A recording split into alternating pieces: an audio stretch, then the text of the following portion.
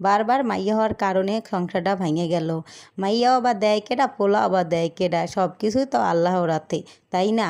আসসালামু আলাইকুম দাদারাও বুয়ারা, আপনারা সবাই কেমন আছেন? আশা করি সবাই ভালো আছেন, আর আল্লাহর রহমতে মোরাও কিন্তু বেমালা ভালো আছে। যুগে আইসাও মানুষের যে মন মানসিকতা চিন্তা ভাবনা যে এখনো আদিকিল্লা মানুষের আছে, সেইটাই মুই চিন্তা করি, বুঝছেন? আইজ মুই আমনেগো একটা আপুর গল্প শেয়ার করবো। হ্যার বারবার মাইয়া হওয়ার কারণে হ্যার জামাই হ্যারে সাইডে চলে গেছে।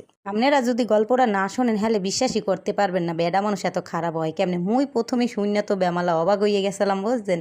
একটা আপু একদিন আইসে মগো বাসায় ছোট একটা বাচ্চা লইয়া, বুঝছেন? মুই জিজ্ঞাসা করলাম আপুটারে যে আপনি এত ছোট একটা বাচ্চা লইয়া আপনি এই 7 তলায় আইসেন কি কারণে আপু?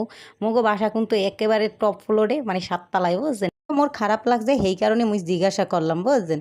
পরের তো যেই মুই জিজ্ঞাসা করছি সেইকালে মোর লাগে আপু কান্না করিয়ে দিছে। কান্না করে দিয়ে কইতে আছে, আপুরে কইয়েন না, আর মোর বারবার মাইয়া হয় দেখা মোর জামাই